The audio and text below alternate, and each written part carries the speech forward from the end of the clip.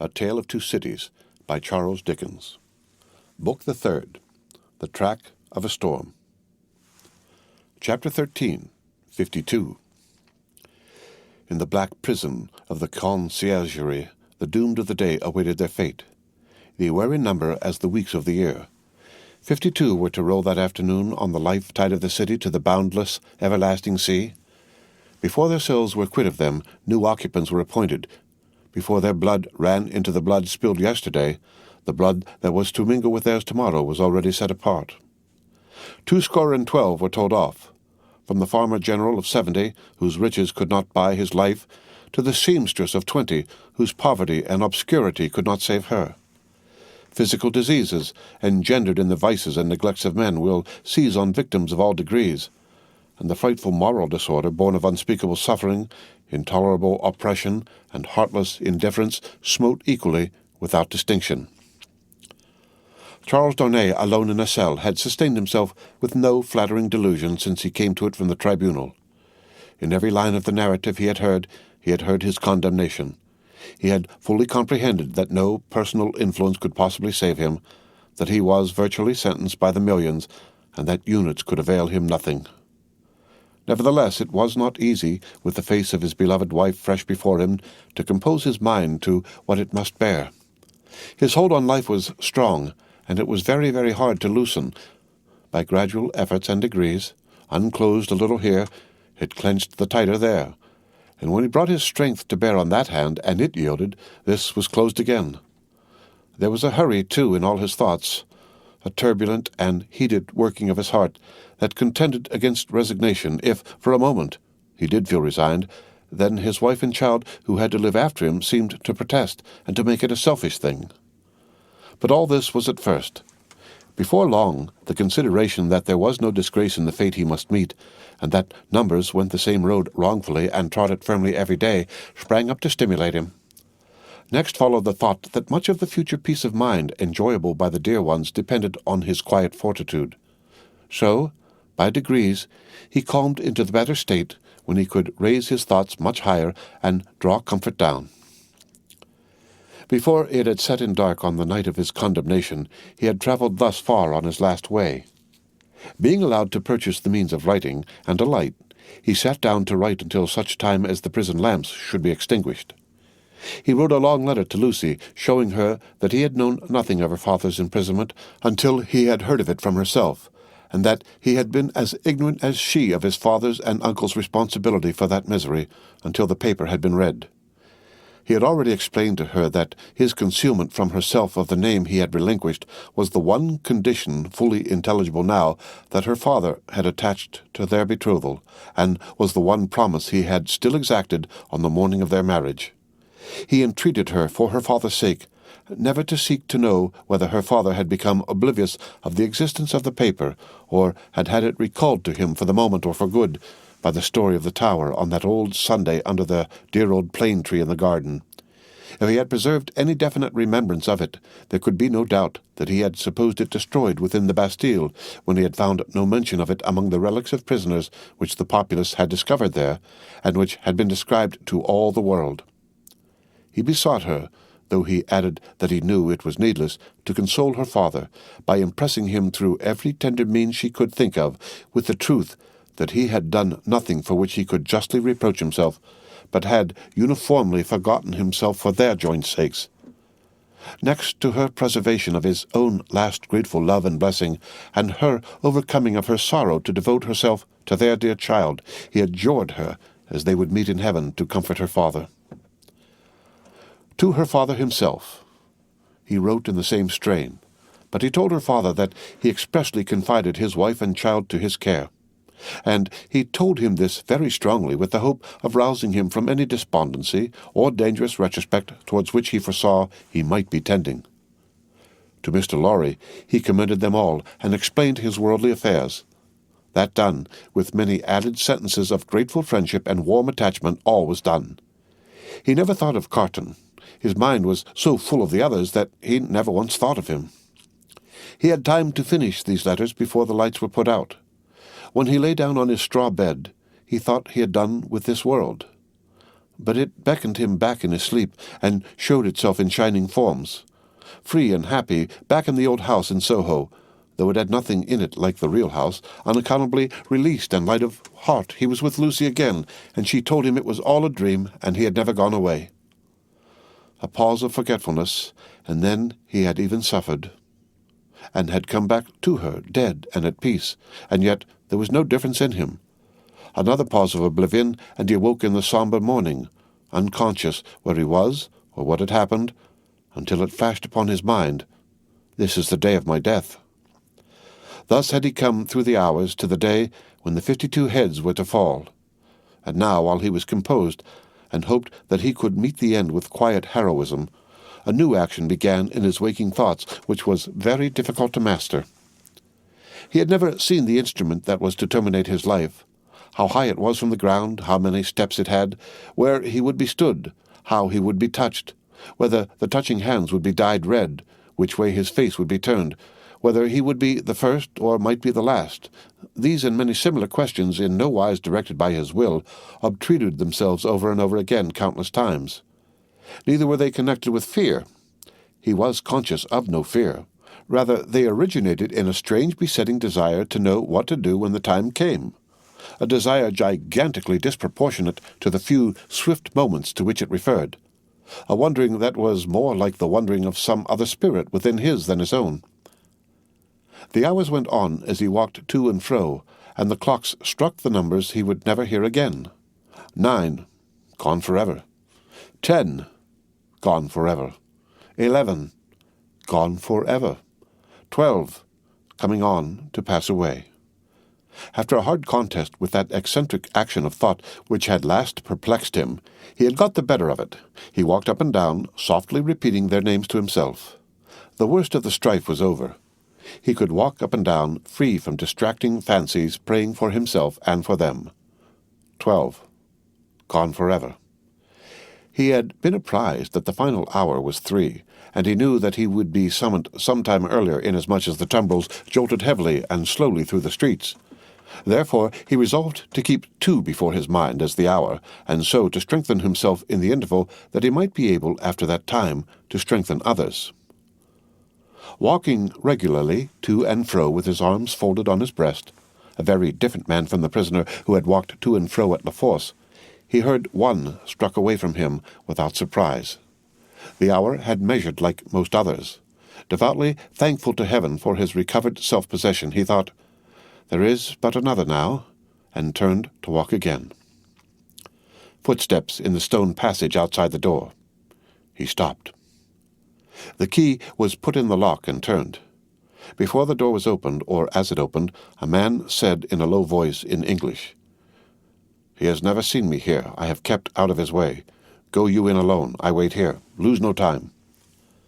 The door was quickly opened and closed, and there stood before him, face to face, quiet, intent upon him, with the light of a smile on his features and a cautionary finger on his lip, Sidney Carton.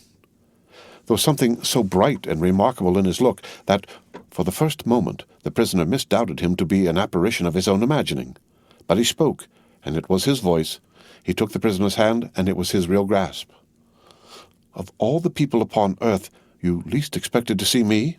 he said. "I could not believe it to be you. I can scarcely believe it now. You are not—" The apprehension came suddenly into his mind. "A prisoner?" "No.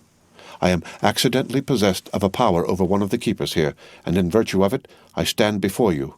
I come from her, your wife, dear Donnet." The prisoner wrung his hand. "I bring you a request from her." "What is it?" "A most earnest, pressing, and emphatic entreaty, addressed to you in the most pathetic tones of the voice so dear to you that you will well remember." The prisoner turned his face partly aside. "You have no time to ask me why I bring it or what it means. I have no time to tell you. You must comply with it. Take off those boots you wear, and draw on these of mine." There was a chair against the wall of the cell behind the prisoner. Carton, pressing forward, had already, with the speed of lightning, got him down into it and stood over him barefoot. "Draw on these boots of mine. Put your hands to them. Put your will to them. Quick!" "Carton, there is no escaping from this place. It can never be done. You will only die with me. It is madness." It would be madness if I asked you to escape, but do I? When I ask you to pass out at that door, tell me it is madness and remain here. Change that cravat for this of mine, that coat for this of mine. While you do it, let me take this ribbon from your hair and shake out your hair like this of mine." With wonderful quickness, and with a strength both of will and action that appeared quite supernatural, he forced all these changes upon him. The prisoner was like a young child in his hands. "Carton, dear Carton, it is madness. It cannot be accomplished. It never can be done. It has been attempted and has always failed. I implore you not to add your death to the bitterness of mine." "Do I ask you, my dear Darnay, to pass the door? When I ask that, refuse. There are pen and ink and paper on this table. Is your hand steady enough to write? It was when you came in. Steady it again, and write what I shall dictate. Quick, friend, quick." Pressing his hand to his bewildered head, Darnay sat down at the table. Carton, with his right hand in his breast, stood close beside him. "Write exactly as I speak." "To whom do I address it?" "To no one." Carton still had his hand in his breast. "Do I date it?" "No." The prisoner looked up at each question. Carton, standing over him with his hand in his breast, looked down. "If you remember," said Carton, dictating, "the words that passed between us long ago, you will readily comprehend this when you see it. You do remember them, I know. It is not in your nature to forget them." He was drawing his hand from his breast, the prisoner chancing to look up in his hurried wonder as he wrote. The hand stopped, closing upon something. "Have you forgotten them?" Carton asked. "I have. Is that a weapon in your hand?" "No, I am not armed." "What is it in your hand?" "You shall know directly. Write on. There are but a few words more." He dictated again. "I am thankful that the time has come when I can prove them. That I do so is no subject for regret or grief." As he said these words, with his eyes fixed on the writer, his hand slowly and softly moved down close to the writer's face. The pen dropped from Darnay's fingers on the table, and he looked about him vacantly. "What vapor is that?" he asked. "Vapor? Something that crossed me. I am conscious of nothing. There can be nothing here. Take up the pen and finish. Hurry. Hurry." As if his memory were impaired or his faculties disordered, the prisoner made an effort to rally his attention. As he looked at Carton with clouded eyes and with an altered manner of breathing, Carton, his hand again in his breast, looked steadily at him. "Hurry! Hurry!" The prisoner bent over the paper once more. "If it had been otherwise," Carton's hand was again watchfully and softly stealing down, "I never should have used the longer opportunity. If it had been otherwise," the hand was at the prisoner's face, "I should but have had so much the more to answer for. If it had been otherwise—" Carton looked at the pen and saw it was trailing off into unintelligible signs. Carton's hand moved back to his breast no more. The prisoner sprang up with a reproachful look, but Carton's hand was close and firm at his nostrils, and Carton's left arm caught him round the waist. For a few seconds he faintly struggled with the man who had come to lay down his life for him, but within a minute or so he was stretched insensible on the ground.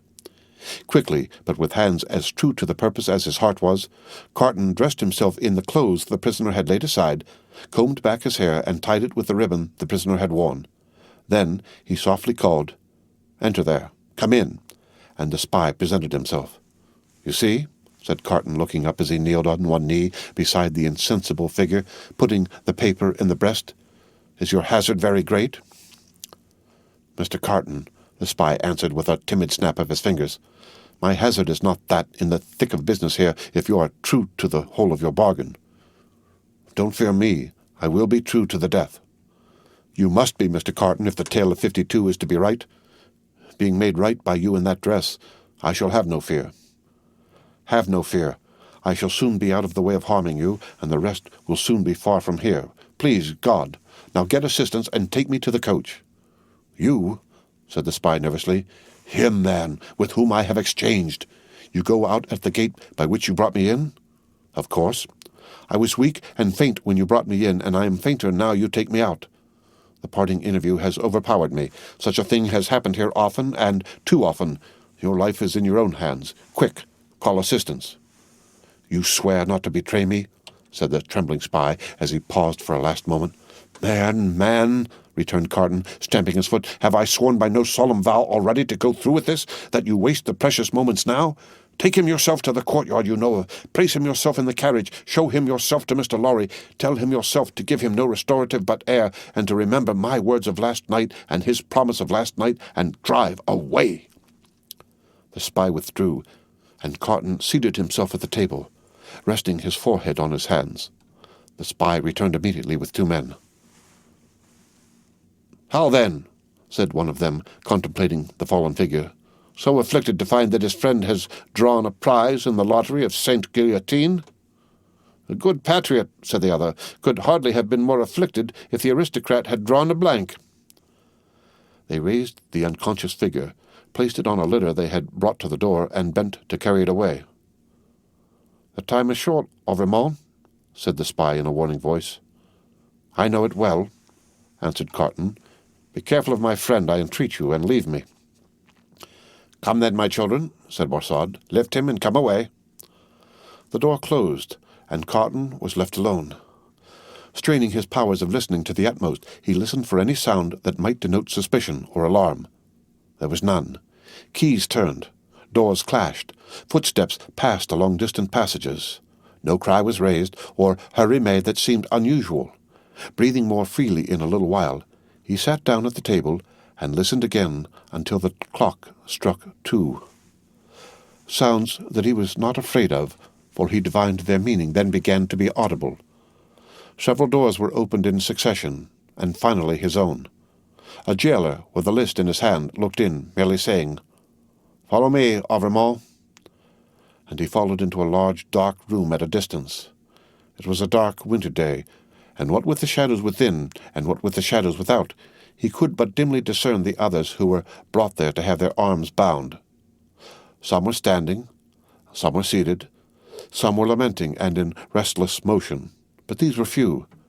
The great majority were silent and still, looking fixedly at the ground. As he stood by the wall in a dim corner, while some of the 52 were brought in after him, one man stopped in passing to embrace him as having a knowledge of him. It thrilled him with a great dread of discovery, but the man went on. Very few moments after that, a young woman, with a slight girlish form, a sweet, spare face in which there was no vestige of colour, and large, widely opened, patient eyes, rose from the seat where he had observed her sitting, and came to speak to him. "Citizen Auvermont," she said, touching him with her cold hand, "I am a poor little seamstress who was with you in La Force." He murmured for answer, "True. I forget what you were accused of. Plots, though the just heaven knows that I am innocent of any. Is it likely? Who would think of plotting with a poor little weak creature like me?" The forlorn smile with which she said it so touched him that tears started from his eyes. "I am not afraid to die, Citizen Auvermont, but I have done nothing. I am not unwilling to die if the Republic, which is to do so much good to us poor, will profit by my death. But I do not know how that can be, Citizen Auvermont, such a poor, weak little creature." As the last thing on earth that his heart was to warm and soften to, it warmed and softened to this pitiable girl. "I heard you were released, Citizen Auvermont. I hoped it was true." "It was, but I was again taken and condemned." "If I may ride with you, Citizen Auvermont, will you let me hold your hand? I am not afraid, but I am little and weak, and it will give me more courage."